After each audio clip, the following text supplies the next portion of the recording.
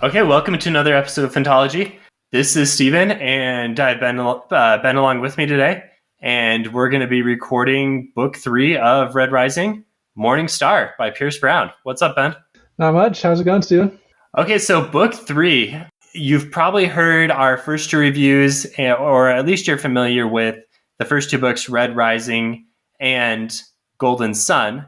I'm going to get the title of the second book correct this time. So if you like those books, odds are you're going to like this one as well, and you probably already know what you're in store for.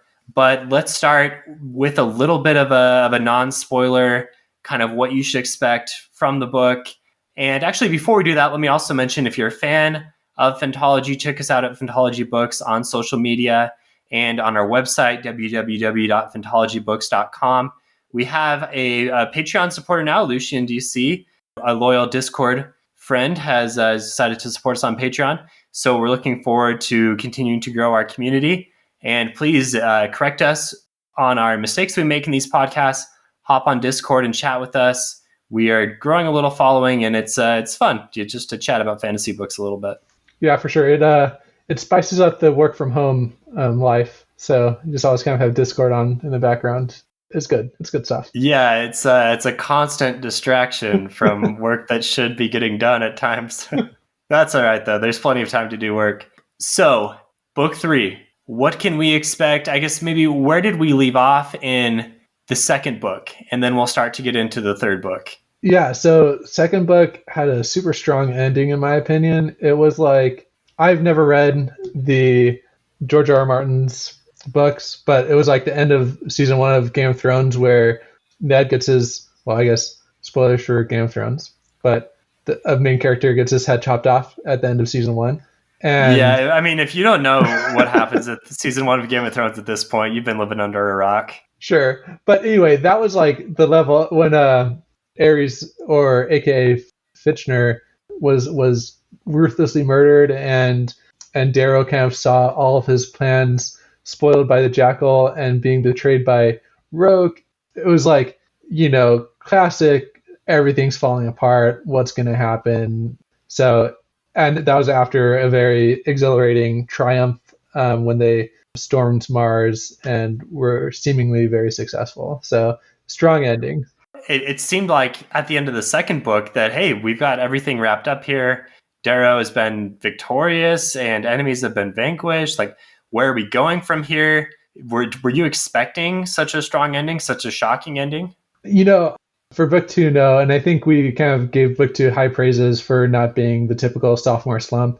It kind of raised the stakes, and it introduced us to new worlds and new settings. And I think that is continued in this book. And there's a ton of payoffs in this book too. Yeah, one thing I really like about this series is the way that the stakes continue to get raised, and each book is different from each other, but he kind of sticks. Pierce Brown sticks with the formula that works, but he spices it up. So in the first book, you have a smaller conflict. You have a typical fantasy school. I mean, not typical, but you have the school setting that we've seen many, many times. And that worked really well for the first book. But then he doesn't try to replicate that for the second book. He goes into a different setting where now we're dealing more with like a solar system type conflict, and the stakes are raised, but you still feel similar threads that you saw in the first book, and that was successful. And then in the third book, continuing to just raise the stakes more and more, now we've got this entire galactic conflict, and ultimately everything is resolved here, finally. Yeah. And one thing I think he does really well is, even though the scope is widening and branching out, he still follows those same kind of main character plot threads through. And he maybe introduces like 1 or 2 new main characters per book, because he kind of has a rotating cast of side characters that maybe don't live as long as you would like, but he kind of gives you a lot of time with the characters that you care a lot about. So that's cool. Yeah, he doesn't shy away from killing off characters, but he does a good job of building up the characters that are going to stick around, or at least the characters that are going to be important enough so when they die, you care about them. Yeah, for sure. And I remember after the first book, you said you didn't really like the characters very much. Like, you didn't care for any of the characters, right? So have things changed for you now? Yeah, I think that I had a strong attachment to several of the characters by the end of the book. So, yeah. Can you point to a specific moment in the second or third books where you realized, like, hey, I'm actually starting to like the characters, or was there one character who really started to come on strong and made you change that opinion? It was very hard for me not to like Ragnar, and he was just such a noble character in my opinion. Well, I guess are we launching into spoilers? Or are we just Let's not do spoilers quite yet. Sure. Can you talk characters without doing spoilers? Yeah. So I really like Ragnar. I did not like Severo before this book, and I started to really like him in this book. Okay. I never really cared for Cassius or Roke, even when we were supposed to care for them. I felt like they were kind of interchangeable characters. I don't know. Yeah, and then obviously Mustang, and then Okay. you really hate the Jackal. That is one thing that he's done very well, is built up this character that you love to hate. Yeah, he does a good job of having some characters who are kind of gray, like Cassius and Roke kind of do a good job of walking the line between good and evil, and they've got some interesting motivations, and they're hard to really hate and they're hard to really love. But then you have like the Jackal, who he just exists to be evil, and he's easy to Yeah, really hate. yeah, And like you said, Ragnar and Severo, I think, are fan favorites for sure. yeah. One thing that I think that I guess this theme that he really tried to hit on was Darrow coming to this realization that, for example, with Roke, he realized that Roke was the hero to his people, right? Like he embodied everything that was good and noble about the Golds, and that he couldn't really fault him for that, right? And so I think it's kind of a lot to expect a character in real life to be that self-aware when somebody's betrayed you that many times. But it made it hard to not, as a reader, it made you really understand kind of Roke's decision making, and you appreciated him for that.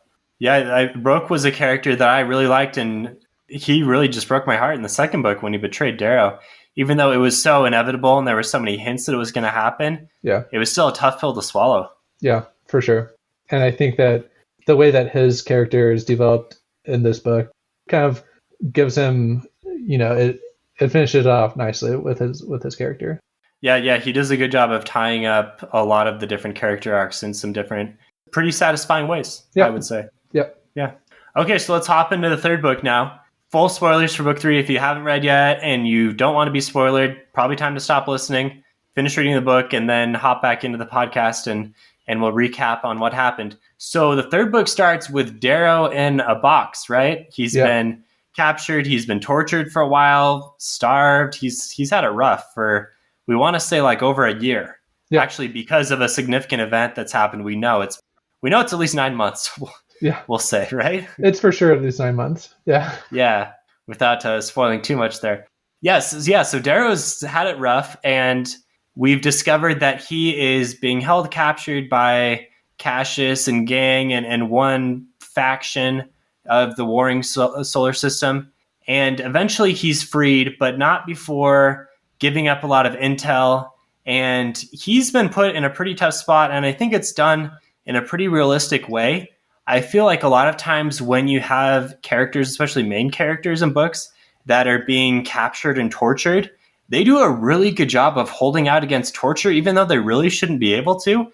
And so I thought this was pretty realistic that he did give up the location of his family and friends. And like, look, there's a very small percentage of people that can withstand concentrated yeah, torture, right? sure. And I think that this was torture that was specifically designed for Darrow, like being just held in a box. I think that it's a device that has been employed by other authors, which I think we'll talk about a little bit later, that is really designed to foil the main character, because the protagonist is always like, go do this, go do this, go do this, and they're kind of larger than life and live as much as you can outside of the box. So, and the fact that this larger than life personality has just been shoved in a box, it was really a torture designed just for him. Yeah. So then he's rescued. Yeah, He's rescued by Severo and gang, who, against all odds, really, even though Darrow's execution or supposed execution has been broadcast to the solar system, they don't give up hope on him. They've intercepted some intel that a package is being moved, and they think, okay, it could be Darrow. So in they come, and Darrow's rescued. He meets up with Victra, who's also being held captive, and together they narrowly escape. Right, mm-hmm. they're one of the guys who breaks them out, is killed. The other one is seriously injured, but Darrow and Victra escape. They meet back up with Ragnar and Severo, and now we kind of get the ball rolling. And it's not really going to stop rolling ever. I mean, if you've read these books, you know that the action never stops. So now that exposition has gotten underway and the conflict has started, here we go, off into the rest of the book. So what do you think of how this started? Yeah, so I thought that a few things. I thought it was kind of anytime that a character just like escapes that easily from like impenetrable prison, I find it kind of unrealistic. But I did really like it in the fact that it showed Darrow starting to, when he chose to go rescue Victra, at the peril of the people that were rescuing him, right? And it was a brother-sister combination, and I forget their names. And they weren't golds, right? They were obsidians, Yeah, maybe? definitely not obsidians. One of them was named Holiday. Were they, gosh, like silvers? No, not silvers. I don't remember the coloring here. But they were definitely brother sister, right? And they're Yeah. awesome. But he chooses to sacrifice them, or at least the possibility of sacrificing them, in order to rescue gold. And so that kind of set up a theme that was throughout the rest of the book, where Darrow had one foot on each side. He would consistently defer to golds even when the rest of the uprising or resistance didn't think that he should, right? And so I thought that the way that was handled in this part really was compelling. Wait, so you're saying that you thought Darrow's rising was hypocritical because he was choosing to go for golds over other colors? No, I'm saying that he received a lot of pushback from his friends, from like Severo and from the rest of the uprising, for consistently trusting in golds like Mustang and Victra, and surrounding himself with quote unquote the enemy. And it kind of showed that he was willing to do that even at the risk of losing people that was close to him. Okay, so you're talking about really the arc for him that started in the first book when he first became a gold and was first so disgusted Right. with these gold creatures, right? Because he's been raised a red and he found that they were betraying him the whole time. And now it's like, well, what do you do? Because he's got this rising leadership of all these other colors. And the natural thing would be like, let's exterminate the golds and let's make a new world order. But Yeah. instead, he is able to see the good. And I think really Mustang is the impetus for him realizing that there's good in the golds, right? That's kind of Yeah. that's what he says at the end of book 2 when he's talking to Mustang. And he essentially says, like, look, if there's one gold in the universe who I know can accept the truth about me and not be disgusted and show me that golds really have a heart, it's you, Mhm. right? Yeah. I thought that was interesting because although he says that that's his motivation, I didn't buy it as a reader. I felt like he saw that quality in a lot of other people besides Mustang, and that he grew to love and appreciate a lot of people as friends that were gold. Me and Mustang was the first, but it was always a little bit contrived when he was putting that much stock in Mustang's influence. That's fair. I mean, he obviously trusted Roke a whole lot in the second book. Yeah. Yeah. I mean, Severo is, well, we think he's a gold, and he's trusted as well. Yeah. Yeah, that's fair. That maybe is a little hypocritical. Doesn't quite add up. Yeah. So they bust out, and Darrow no longer has leadership of the Sons of Ares. Severo is Ares right now. He's the leader, but that doesn't last long, does it? That's like for a half a mission, maybe. Yeah. So one of my complaints about the series, and it's going to continue in this book, is Darrow is way too overpowered. He's way too OP. Like, everything he wants to do, he's able to do. I mean, sure, he got captured, he got put in a box, but as soon as he busted out, he took control again really quickly and does pretty well for himself in the third book once again. Yeah, I mean, he's like, I don't want to take control. Several's in control, and then like the moment that there's like one life or death decision, he's like, you guys should trust me, you know? Yeah, because Severo is a bit too much of a warmonger, and he wants to fight. He's too bloodthirsty, we'll say, and Darrow recognizes that. And this happens in their first engagement where they go to capture Quicksilver, who is the financier of the galaxy, pretty much. And so they're going to grab this guy. He's a silver, right? He is a silver, yep. And he's revealed to have been one of the original founders of the Sons of Ares. Yeah, that was a little bit later on, but yeah, he was. Yeah. And conveniently, at this first mission that they do, the whole cast of characters are there. Mustang's there, Cassius is Yeah, there. So it's kind of like, yeah, you know, yeah. This is gonna work out for us really quickly and making a full. I mean, it's a good plot line, right? You sure, want to yeah, bring in the full cast of characters. yeah. And it fits with the style of the book. You know, it's just like there's no waiting. You're never waiting for anything to happen. It's always just Yeah, happening. it totally. I mean, the brand of Red Rising, Pierce Brown is all in on it, and as a reader, some people really love it. I know that there's others who this series hasn't really hit off for, but I think one way to really build up a devoted fandom is to have a unique type of brand for your books and stick with it 100%. It's like Joe Abercrombie seems to have a really strong niche following for his bloodthirsty grimdark books, and people who love those absolutely love him. So if you're gonna do it, go all in as a fantasy author, I guess. Yeah, for sure, for sure. So they capture Quicksilver, and then I'm having a hard time remembering what happens then. Yeah, so we pause for a second here as we've captured Quicksilver, and now we've decided we need to meet up with Ragnar's folks, the Right. Obsidians. That's gonna be their ace in the hole, right? Yeah, yeah. So they live in the South Pole of Mars, and there are two things going on here. There's another mission that's happening on what Phobos, I think, is the, if I've pronounced that right, is the moon of Mars. I don't know if Mars has one moon or two moons or whatever, but the Phobos is the main moon that we're concerned about here. And Severo has one mission there to capture part of the Sword Armada fleet, if I'm getting this right. And then Darrow and Ragnar and Mustang and maybe other crew, but at least those three are going to go off to the South Pole and meet up with the other Obsidians and get them to join the cause. Yeah. So that's, I mean, this was one thing one main critique that I had from the first book was that we weren't really exposed to other colors, and it seemed like it's rectifying itself a little bit here. They're going off to meet the Obsidians. Yeah, this was the main thing that I remembered. So it's been a little bit of time, to be honest, since I've read this series, but I did do a pretty in-depth recap on the fandom.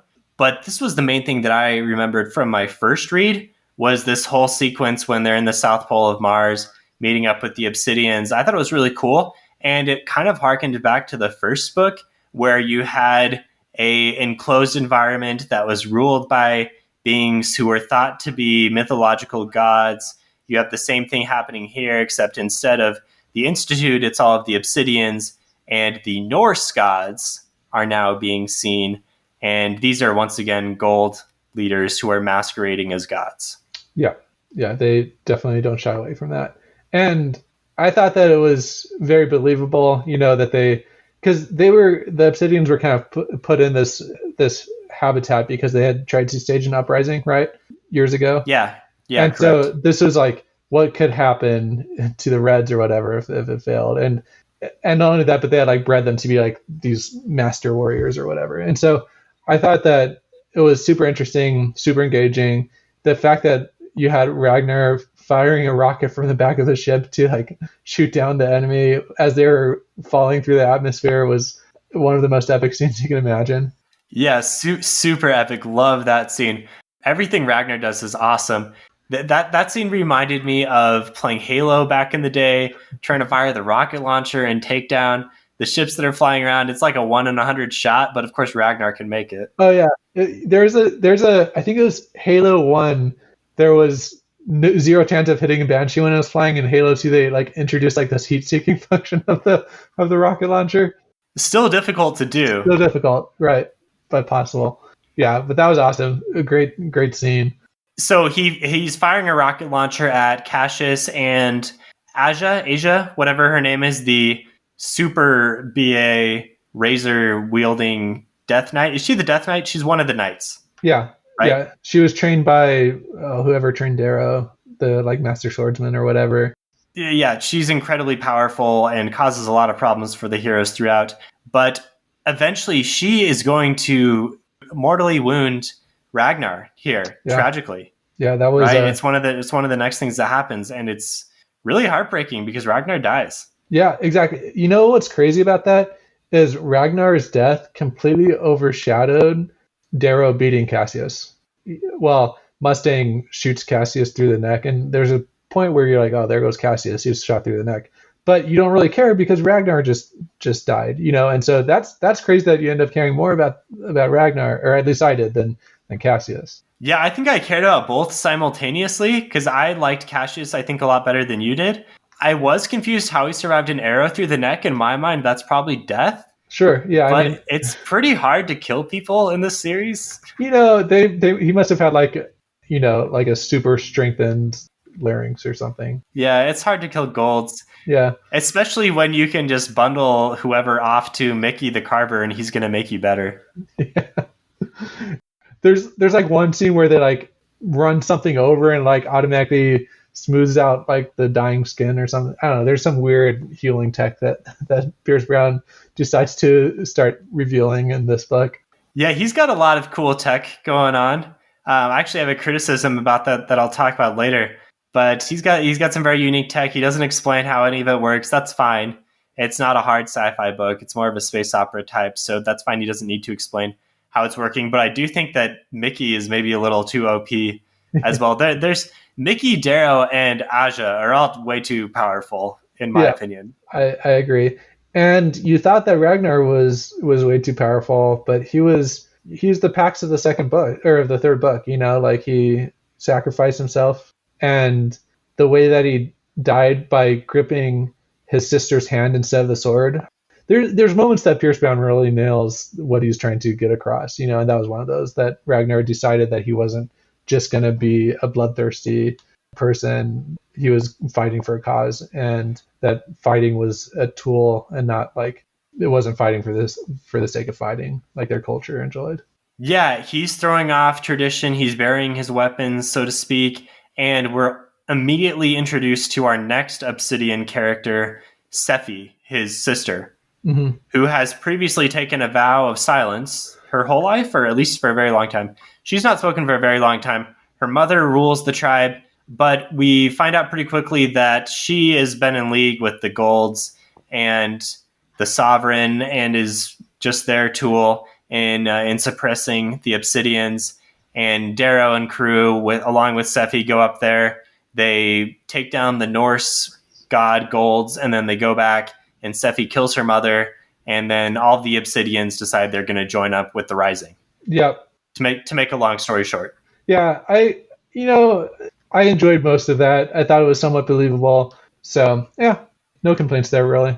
Yeah, it's all right, and it really kind of moves the plot along because now Darrow's got an army. Yeah, exactly. Yeah. And like an army of unlikely sorts, you know what I mean? It was like something that Gold could really never predict what happened. Yeah, the Golds were devoted to keeping the Obsidians down and just using them as like slave warriors, right? But Darrow's freed them. He's broken the chains here and said, "You guys have their freedom. Please fight for me," and they do. Yeah. Yep. So next piece of action, it actually slows down a little bit here because now we're going to go and negotiate.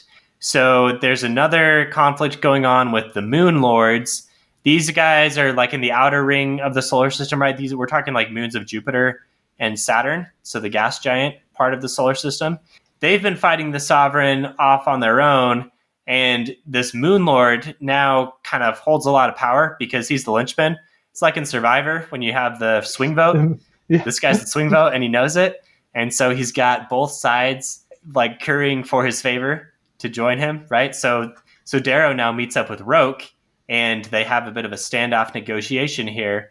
And Darrow somehow wins the negotiation, and this seemed odd to me because Roke commands a whole lot more power, right? Well, so he won by doing two things, right? He promised to give the Sons of Ares over to and kind of betray them. So that was a huge moment for him. Although, I wish that we would have seen a little bit of consequences from that decision because he made it seem like it was a hard decision that was going to carry consequences with it. He's like, this decision I'll never be forgiven for. And then we never really hear about it again. Okay, fair. And then he also forges some type of video evidence that there are the possibility of destroying another moon through the use of nuclear weapons, that was Roke's backup plan, and there's just enough truth to it to be believable. I don't know. Yeah, I don't remember the exact details. Listeners, hop on Discord and explain to us exactly how this happened. But I remember Roke revealing on accident or being coerced into revealing that the Jackal had all these nukes, and these were like planet capable nukes capable of destroying a planet. Yeah. Yeah. And you know what? In our second podcast about this, you said that I brought up the fact that through the game of chance, or the lying game that Darrow had played with the Sovereign, that she had revealed the cache of nuclear weapons and their location. And you said that would come into play with the third book. I was like waiting for that to happen. And the nuclear weapons played a part, but Darrow never like surprisingly knew their location and was able to like go retrieve them and save the day with them or anything. So I was like, oh man, I know it's going to happen, and then that never happened. Oh, so I led you astray? You did, yeah. I mean, there was nuclear weapons at play, but they were never like that information was never used in a smart way. I honestly can't remember if I did that purposely or if I was just mistaken. Well, I probably just remembered something about nukes and threw it out there. Yeah. This was actually one criticism I had in all of Pierce Brown's imagination for new tech and everything. The largest weapon that the galaxy is afraid of are still nuclear bombs. I mean, I guess nuclear bombs are impressive and can pack a big wallop, but I mean, Star Wars came up with the Death Star. Couldn't we have come up with a more impressive weapon here? Yeah, I agree. Especially, it's interesting because they've kind of made weapons like the Golds use the razors, right? Which are one-on-one combative weapons, and so I feel like they kind of made the decision strategically to not continue to develop like weapons of mass destruction as a society. That might, I don't know, maybe that's giving Pierce Brown too much credit for kind of thinking through that, but maybe that's a decision that they made collectively. Yeah, it could be, and maybe that's why everyone's so shocked when they find out that the Jackal's been stockpiling these weapons of mass destruction. Right. That's a decent theory. I buy it. Okay. Well, we'll just give Pierce Brown the credit for thinking through that behind the scenes. Yeah, nice job, Pierce. Okay, so the next thing that happens is now we kind of jump into another conflict with the Sword Armada, which is led by Roke, and Darrow, through some strategic maneuvering, is able to, one, defeat Roke, and ultimately Roke commits suicide rather than live with the consequences of his failure. And ultimately, I mean, what that means to Roke is like, look, I failed. Golds are not as supreme. This red has bested me, right? So lots of symbolic impact to Roke's loss. And then Darrow pulls a nice move where, before revealing that he's defeated Roke, he uses Roke's ship to destroy the docks in Ganymede, which is the largest moon in Jupiter. Mm-hmm. I think that's right. If my knowledge of astronomy and my Wikipedia search ability is correct. So he basically pins the destruction of these docks, these very strategic docks, on Roke's people, on the society. So really nice moves here by Darrow. Yeah, and I think that this is when he officially becomes the Reaper of everybody. Like he's like, dang, a lot of people are going to get killed. A lot of good people are going to be killed, and that's just going to be a loss that I have to accept. He's not just the Reaper of Golds. He's the Reaper of the galaxy, Yeah, I guess that's a part of this I didn't even discuss, was that, yeah, he's killing a whole lot of innocent people by doing this. Yeah, and so much so that Victra actually gives the order, because she's like, let this one be on me or something. So that was kind of cool to see their camaraderie, and the fact that both of them realize that this is a good strategic move that is a terrible thing to do. Any parting shots from you on Roke's death, or did I just kind of sum it up? I mean, you summed it up. Roke the poet, right? Like I remember like really enjoying his last words. I can't remember quite what they were, but he's just a great character that symbolized everything that was potentially good about the society. The nobleness of death and the right to rule through force, and the fact that if you don't have that right to rule, then you got to give it up, And I think he taught Darrow a lot of things that he needed to note in order to actually make it through this whole rising thing without destroying the entire galaxy. Yeah, for sure. So he was a crucial character for the plot, for Darrow's development, and I think had a very poetic ending. Yeah. One thing before we move on from this is, who's the girl that flees instead of fighting, and that's going to play an outsized role later on. Antonia, right? Victor's sister?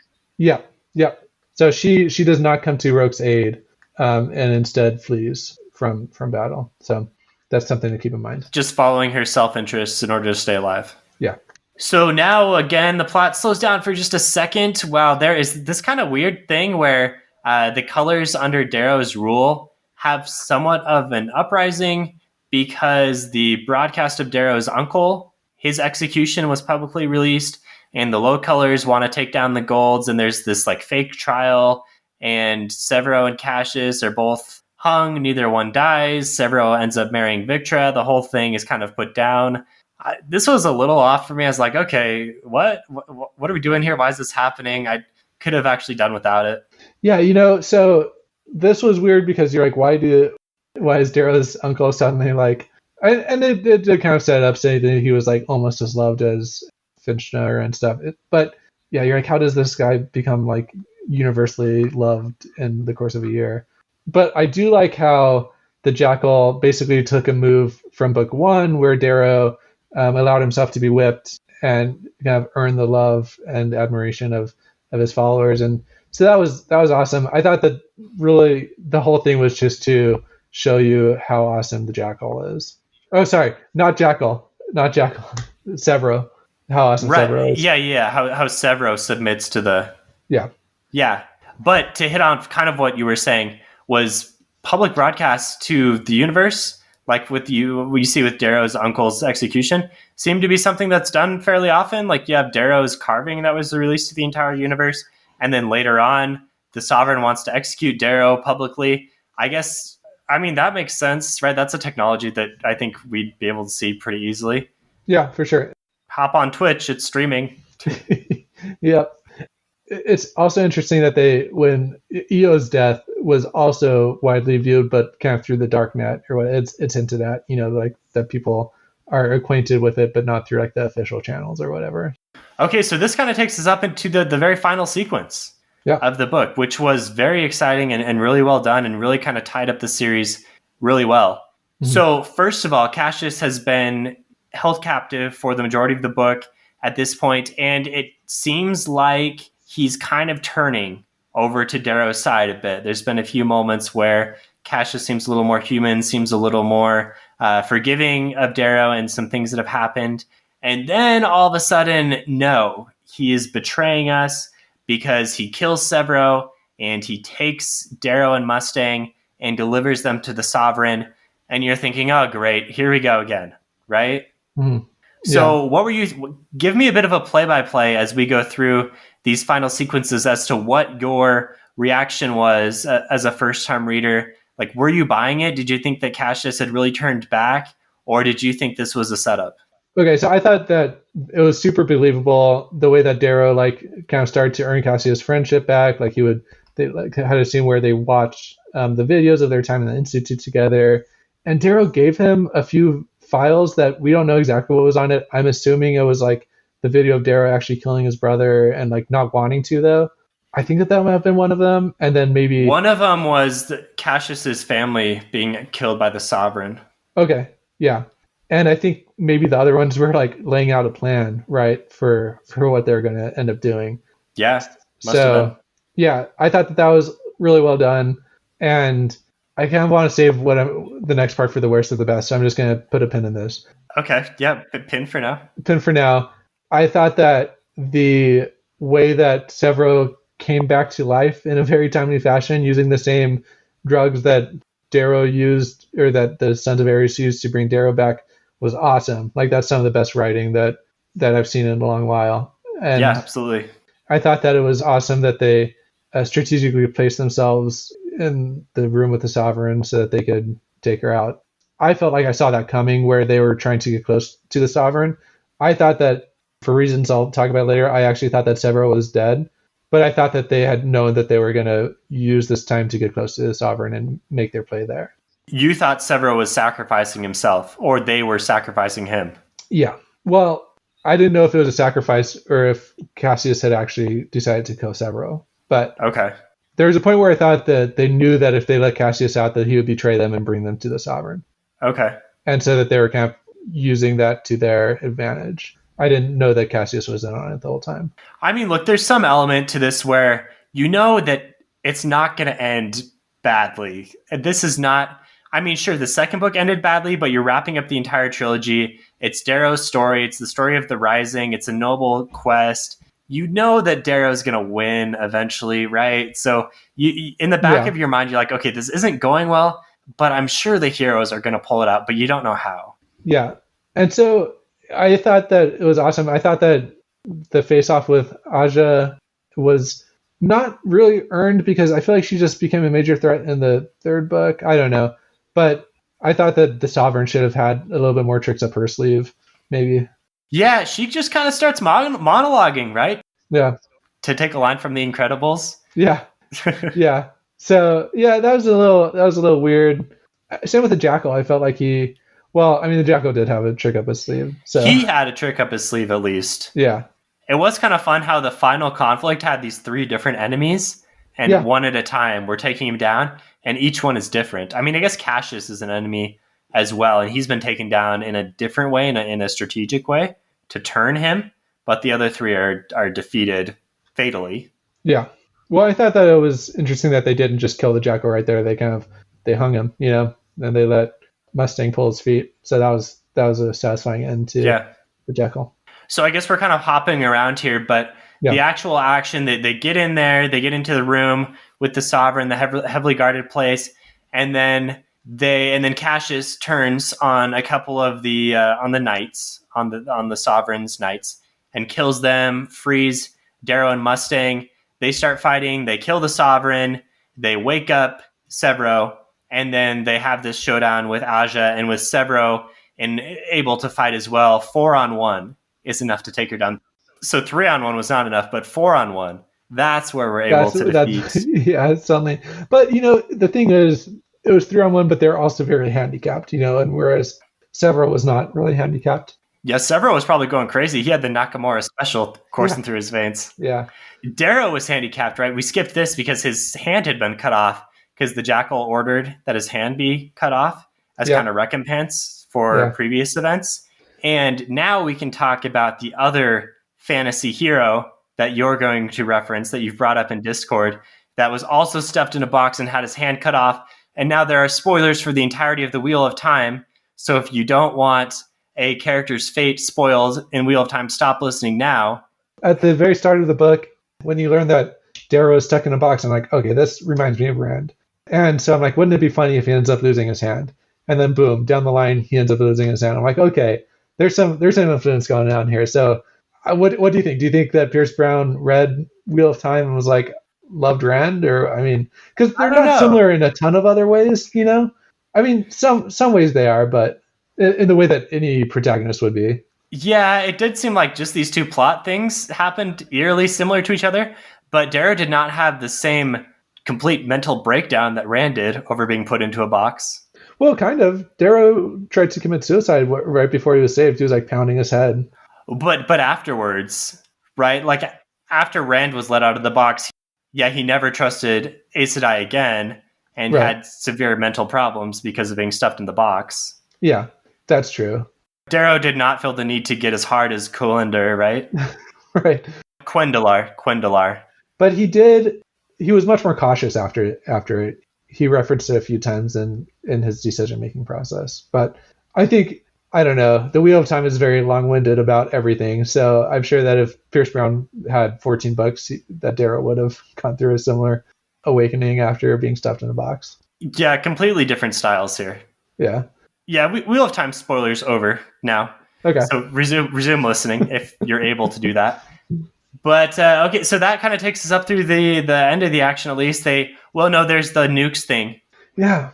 With the Jackal. The Jackal's got one more trick up his sleeve, which is he's got nukes planted all around Luna, and he's going to kill people for every second or minute that Darrow doesn't kill himself or something like that, right? Yeah. And very Jackal-esque, And Darrow's response is, I'm just going to rip your tongue out. Yeah. I mean, look. He's finally had enough. Yeah. And so doing, there's like, what, 5 nukes that go off, killing millions? I think 12 is actually the number. Yeah, so millions once again die. Right. Darrow has sacrificed a lot of people to bring about the Rising. Yeah. And it's tough because it is Darrow that sacrificed him, but it was really the Jackal, right? Like, it's really hard to hold Darrow accountable for that choice at least, because you can't, like, the whole negotiating with terrorists thing is, alive and strong Yeah, there. yeah, that's true. I mean, you do have to realize that our hero has let millions of people die throughout the course of this rising, but I don't think you can expect to reorder the solar system without a lot of people dying. Sure. And, it's interesting. Mustang told the story of the Jackal, how he would draw mazes and try and make Mustang complete them. And when she would, he would like have mental breakdowns and stuff. This is almost like a Jackal, like tearing up the maze, right? Like, and saying, what, like, I'm just gonna, whatever. Like, if I can't win, nobody can. You know what I mean? So I thought that it was very in line with his character. And it spoke to an overall game that he had to actually usurp the Sovereign, which was cool to see. He kind of had his whole own like story going on in the background, so that was cool. I thought it was awesome how many different villains there were. I mean, I just mentioned this, but it's just cool. It kind of has a Dresden Files feel to it, where Harry Dresden's going up every book against 2 or 3 different villains of different factions, and same thing here. Darrow's got different enemies, different motivations. He's got to take him down in different ways against all odds. He does. Yeah, I agree. So spectacular end. So let's talk about the worst of the best. Do you have one that you've thought about for this? Well, let's do a few loose threads here. So Okay. Mustang becomes the new sovereign. And then the final thing is they start to bring order to the solar system. Darrow says he's going to rule better. He's going to do better. So I guess we'll see what happens in the next trilogy, which I have not read yet. And my favorite part, one of my favorite parts was then we are introduced to Darrow's son, Darrow's surprise son. Hey, yeah. Yeah, Pax. So that's why we said 9 months was a big number for Darrow in the box, because Mustang was pregnant the whole time. We're assuming that gold gestation cycles are the same, and it's also 9 months. Who knows? But Darrow has a secret son, and they go down to Earth, and he is revealed. And that was a really tender moment. Yeah, I agree with that. It kind of fell a little flat for me once again, similarly to how Eo's last words were that she was pregnant. I don't know. I just wasn't a fan of that plot device, but to each their own. Okay, I liked it because I thought it finally kind of brought Darrow and Mustang's romance back together, and she does love him, and it's been tough for them, right? They've been fighting this war against the galaxy, and Darrow's been presumed dead. It explained why she was judging him so harshly throughout the whole book, where she was kind of seeing if he would be a fit father. It kind of was like, not only do I love you, it's like, do I want to let you know that you have a child? Right. I guess the thing I don't like about it is that it was like put in the last page. I thought that it should have been more of an influence throughout.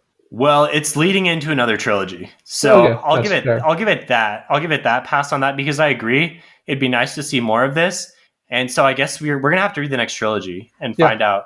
And I think I'm gonna wait for the 3rd book of that trilogy to come out before I go through all of Or them. commit. Right. These are really nice to just go plow right through all of them at the Yeah. same time. Yeah, I agree. Okay, yeah. Give me a worst to the best. Okay, worst of the best. For sure, Severo coming back to life. And here's the thing. Ooh, okay. There was no, I love the fact that he did come back to life, but there was like no other time that there was, because it's written through first person, and so you're trusting that Darrow is a trustworthy narrator. But in this case he was not. And I don't think that there's another time throughout the whole book. There's a literary name for a narrator that you can't trust. You're talking about an unreliable narrator. Unreliable narrator, because Yeah. he says, and I went back and listened to this after I finished the book, and maybe we can get a recording on here, but he says something like, Cassius, there's something wrong. Cassius wasn't acting like he was supposed to, and he grabbed Severo's hand and pulled him, and my eyes opened in fear. And they're obviously trying to fool Antonia to make her believe the ruse, but it was for sure an unreliable narrator moment where afterwards I was like, okay, but that's probably a ruse. But I went back and re-listened to it, and it was like I couldn't convince myself that Darrow didn't believe it himself. You know what I mean? So there we go. Worst of the best for me. I loved like how it tied into the first book. I loved like the Lazarus effect. I thought that it was all implemented super well. I did not like that Pierce Brown had to resort to an unreliable narrator in order to make that happen. I haven't read the books recently enough to really push back on this, but I do feel like Darrow doesn't always let you as a reader you're not always privy to all the details of his plans, right? No, that's true. And there's a lot of times where you're kind of realizing things that as they happen, and realizing parts of his plan as they happen. I felt like this was a little bit different than that, in the fact that as it was happening, Darrow was reacting in a way that led you to believe that he was actually being fooled. Yeah, that's fair, because he shouldn't have really, his eyes should not really have opened up in fear, like you said, because he knew Severo was not really being killed. So anyway, worst of the best right there. I loved everything Okay. else about it besides the unreliable narrator part. Yeah, if you can find a recording for us, and let's put that on our Patreon channel for a little extra benefit for those of you who support the podcast, and we'll actually submit some evidence of unreliable narration for Ben's worst of the best. In this day of age, I'm not taking a picture of the page. I'm uploading a recording from the audiobook. I don't know if that's legal. We should probably have our people check on that. Yeah, we'll get legal on that. Yeah. We'll at least give you we can maybe you will narrate for us. Sure. Okay. The voice of Ben. If you haven't tired of my voice yet. Perfect. So my worst of the best, I didn't really have nothing stuck out to me from this recap that I just did. But I will say I felt like he threw in a few new characters here that I would have liked to have been introduced to sooner, or at least hinted at their existence sooner. Like Quicksilver is now a very important character. We have this whole Obsidian tribe that's living off here. Maybe in the first two books, like we could have mentioned them or brought them up. I like when you see new things come into series, but you're also like somewhat familiar with them from previous books. I think Sanderson does this really well because he has all of his series completely plotted out before he even really begins. And I mean, there's other authors that do this as well, but he just kind of comes to mind. But I guess that's my worst of the best. I liked the new characters, but I wish I would have felt a little more familiar with them before getting introduced. Yeah, I could go on board with that. I do think that Quicksilver is referenced in the second book, though. That's fair. I mean, I could be completely wrong. And please let me know on Discord. Yeah, cool. Okay, well, thanks for listening. And this is a wrap for the first trilogy of Red Rising. So we've completed a series, finally. Overall, really great series. I mean, we've had people in the Discord talk about the fact that this is like in their top 5 series, and I would agree with that. You know, it's really great. So it's a top 5 for you. I would have to think about what it's going to bump off, but I really enjoyed it. I thought that the third book finished it off really nicely. It kept on getting better, which you don't always say about a series. Yeah, that's definitely rare. We've talked a lot about some series, and endings are hard, and in this case, he nailed it. Yeah, for sure. Fantastic. Okay, well, thanks for listening. This is a wrap for Red Rising, and from Phantology Books, this is Stephen and Ben. We will talk to you guys next time. See you later. See ya.